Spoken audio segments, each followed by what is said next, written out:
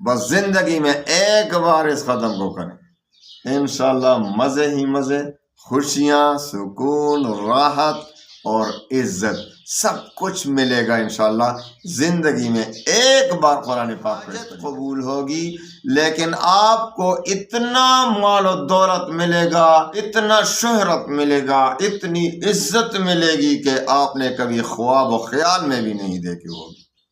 زندگی میں ایک بار اس عظیم کے ختم کا ایک ایسا طریقہ بتا دیتا ہوں کہ زندگی میں صرف ایک بار اس ختم کو کریں، صرف ایک بار یہ ختم کریں اور آپ کی زندگی انشاءاللہ جنت کا نمونہ نہ بن جائے تو مجھے بتا دینا۔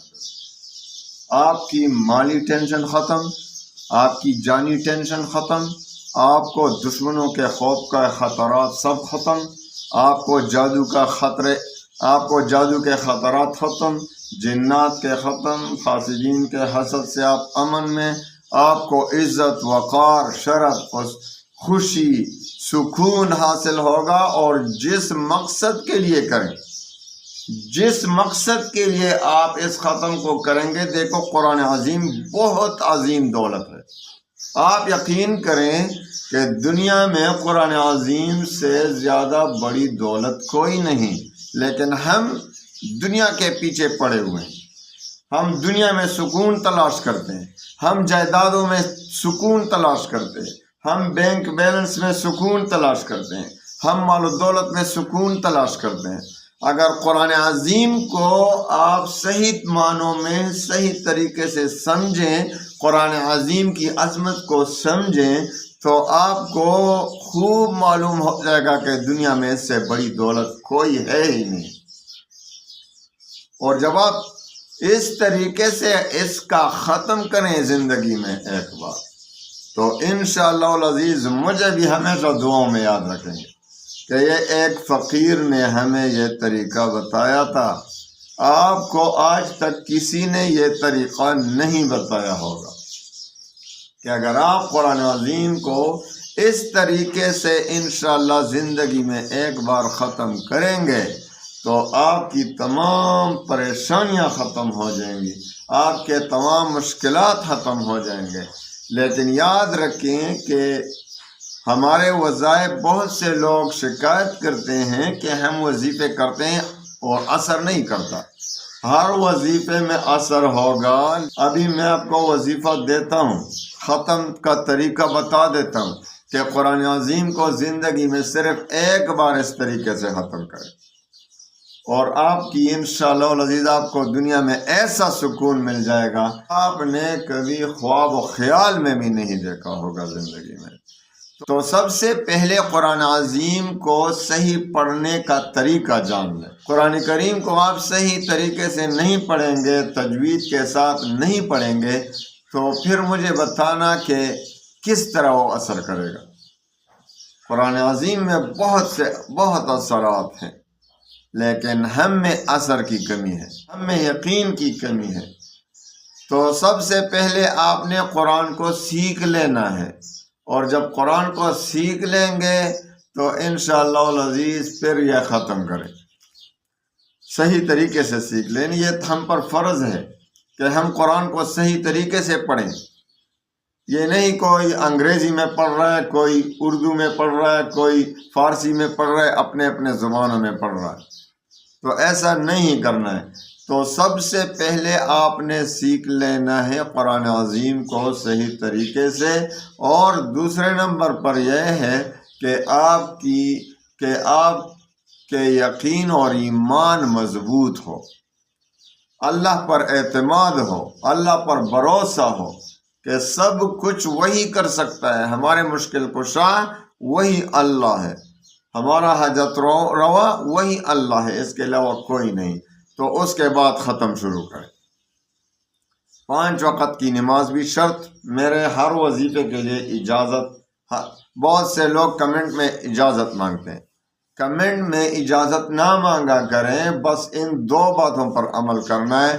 اجازت ہے آپ کو، لیکن ایک یہ کہ 5 وقت کی نماز کی پابندی شرط، اور دوسرے نمبر پر جو شرط ہے وہ رزق حلال کی طلب، کہ بھائی اپنی طاقت کے مطابق انتہائی حد تک حرام سے پرہیز کرنا، حرام سے بچنے کی کوشش کرنا، حلال کی طلب کرنا، پھر انشاءاللہ آپ کو اجازت ہے۔ تو کمنٹ میں اجازت طلب نہ کریں، بلکہ ان 2 شرطوں پر عمل کریں تو آپ کو اجازت ہے۔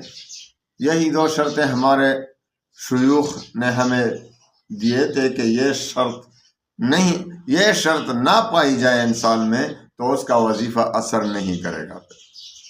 تو بہت سے لوگ جو شکایت کرتے ہیں ہمارے وظائف کام نہیں کرتے، تو یہی وجہ ہے کہ وہ ان 2 شرطوں پر عمل نہیں کرتے۔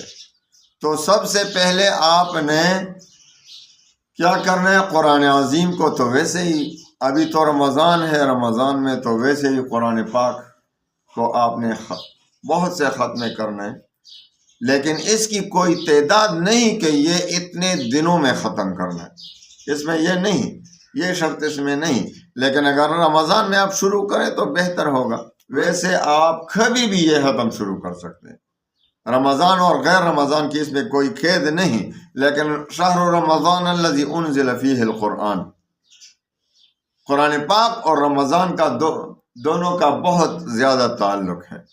تو قرآن تو ویسے ہی پڑھتے ہیں، زیادہ سے زیادہ رمضان میں پڑھنا ہے، تو آپ یہ ختم شروع کریں کہ جس طرح اور ختم شروع کرتے ہیں اسی طرح ختم شروع کریں، لیکن جب ایک رکوع پر پہنچیں تو آپ نے سورہ یاسین کو ایک بار پڑھنا ہے، جب دوسرے رکوع پر پہنچیں تو پھر ایک بار سورہ یاسین پڑھیں، تیسرے رکوع پر پھر سورہ یاسین، یعنی قرآن عظیم کا ختم آپ اسی طریقے سے کریں گے کہ جتنے بھی رکوع آتے ہیں قرآن پاک میں، بات کو خوب سمجھا کریں۔